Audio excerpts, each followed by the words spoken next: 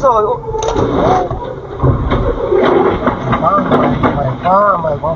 Ôi giời ơi. Xe mình vẫn đỗ này thôi.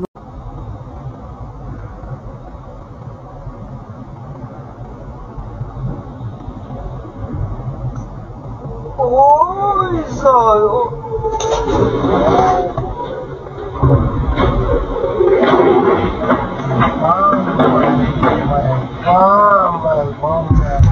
Ôi giời ơi.